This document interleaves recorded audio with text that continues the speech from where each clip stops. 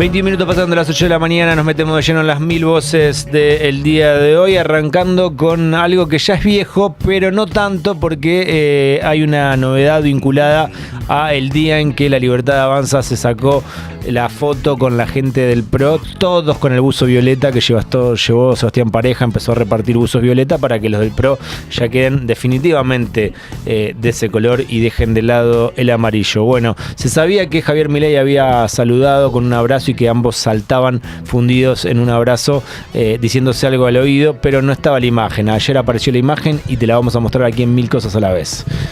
Ahí lo vemos, Javier Milei con Cristian Ritondo se abrazan y empiezan a saltar. Cristian Ritondo ahí con el busito violeta que le regaló Sebastián Pareja, o capaz que se lo prestó solamente para la foto, eso no lo sabemos.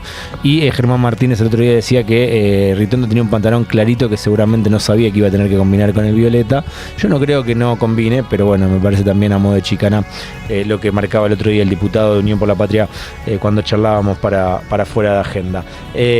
La foto, recuerdan ustedes, con el cartel de Kirchnerismo Nunca Más, con la tipografía de el Nunca Más de la CONADEP, y generó mucha polémica. La mandó a imprimir, a retratar Santiago Caputo, pero la estrategia de los buzos es toda de Sebastián Pareja. Ayer te contábamos en los títulos, ambos estuvieron reunidos y Santiago Caputo está de lleno en la estrategia, lo cual le genera una preocupación porque son candidatos que no eligió él, que de hecho quizás no hubiese elegido, seguramente no hubiese elegido, y ahora tiene que armar la campaña en base a una estrategia de candidatos que no fue elegida y moldeada por él mismo. Vamos a escuchar ahora a Paulino Rodríguez. ¿Por qué?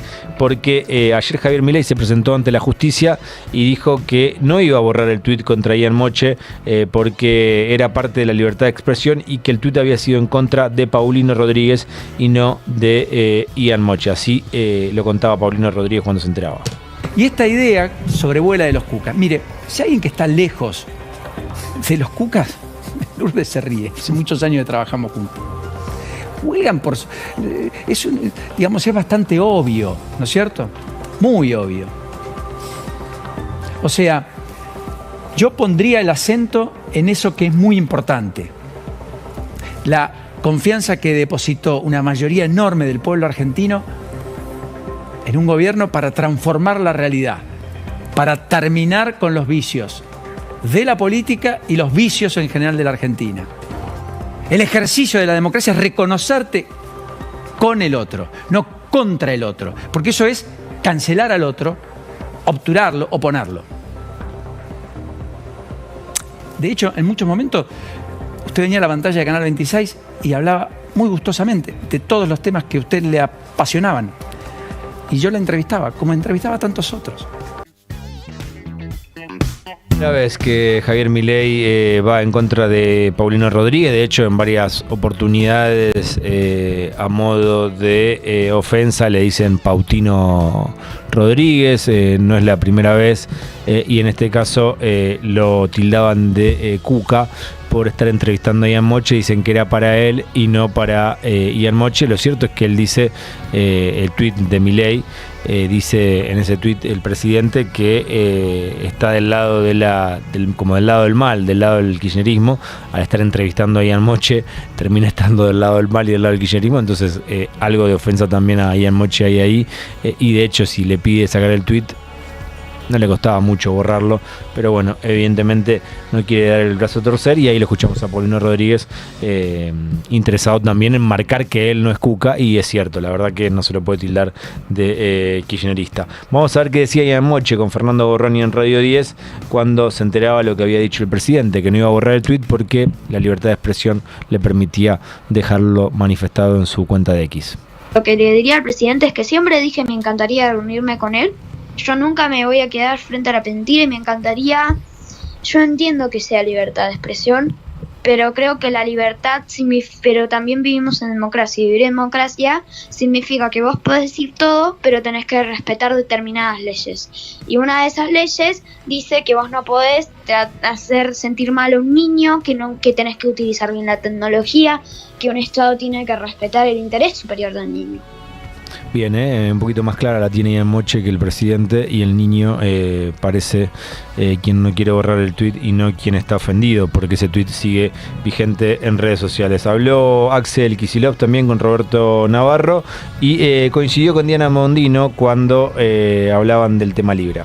No cobró, pero como dice Mondino, ahí me sumo, porque era un negocio, era una estafa, que si cayó en esa estafa, porque Hayden Davis, que no parece un tipo muy sólido, solvente y confiable para aportar al desarrollo del país, el que le firma un papelito a Hayden Davis, bueno, ahí está Hayden Davis.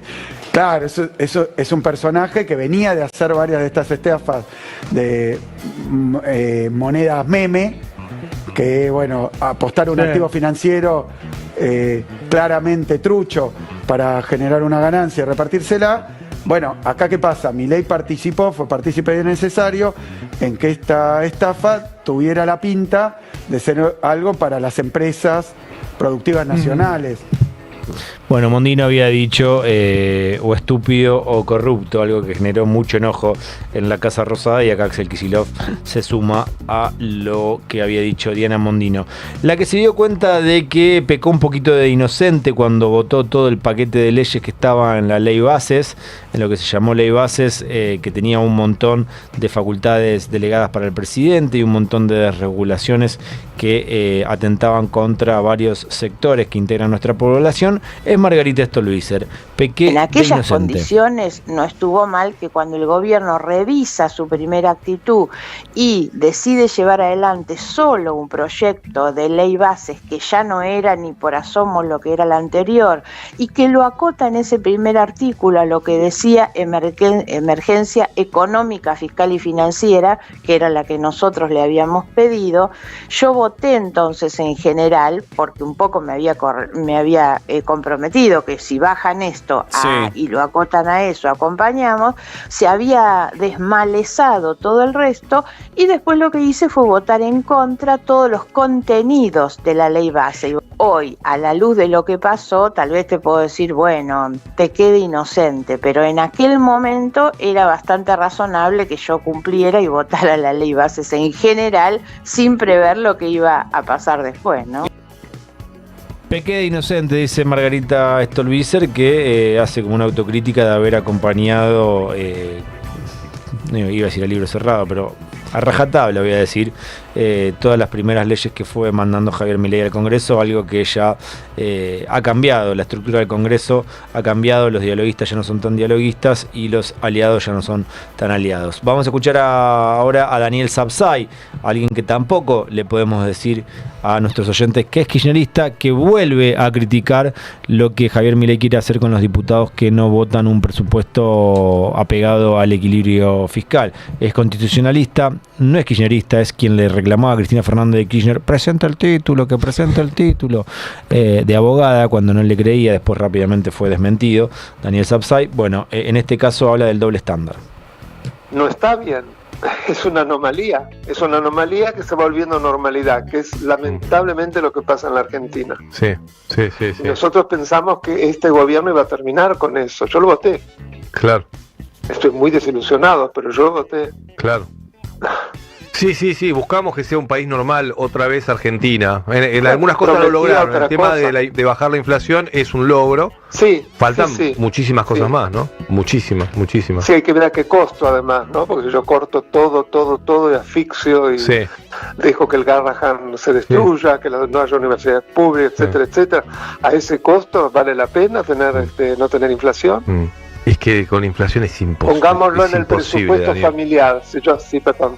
No, digo, con la inflación es imposible, no hay nada tampoco, ¿no? O sea, no hay país que le haya ido bien con inflación. Yo no estoy a favor de que haya inflación, pero ¿cómo voy a decir que estoy a favor? Digo que no hay que ir al extremo, hay que entender que eso además para gastos de inteligencia no hay problema, para viajes que hacen viajes muy costosos tampoco hay problema.